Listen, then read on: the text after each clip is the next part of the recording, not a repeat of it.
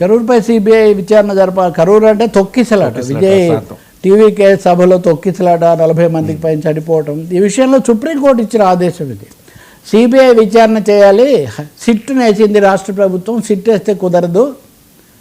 పైగా పోలీసులే కదా అక్కడ బాధ్యత. పోలీసుల మీదే ఆరోపణ వస్తున్నప్పుడు ఆ పోలీసులతోనే సిట్ వేస్తే ఎలా కుదురుతుంది అని supreme court, Tamil Nadu high court, Madras high court ఒప్పుకుంది సిట్టుకు. కానీ సుప్రీంకోర్టు దాన్ని తోసిపుచ్చి సిబిఐ విచారణ జరపాలి అని చెప్పింది.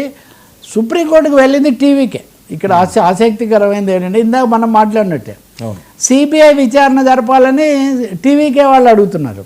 మీరు తమిళనాడుకి వెళ్తే వర్మ బీజేపీ వాళ్ళు, అన్నా డిఎంకే వాళ్ళు టీవీకేకి మద్దతు. ఇదంతా డిఎంకే ప్రభుత్వం వల్ల జరిగింది. పోలీసుల వైఫల్యం అంటే రాజకీయం వాళ్ళే జరిగింది. వాళ్ళ నిర్లక్ష్యం ఉందంటే వేరే విషయం. ఒక పార్టీ సభ పెట్టింది, ఆ సభలో తొక్కిసలాట జరిగింది. ఆ పార్టీకి అసలు ఏమీ సుప్రీంకోర్టు కూడా అడిగింది.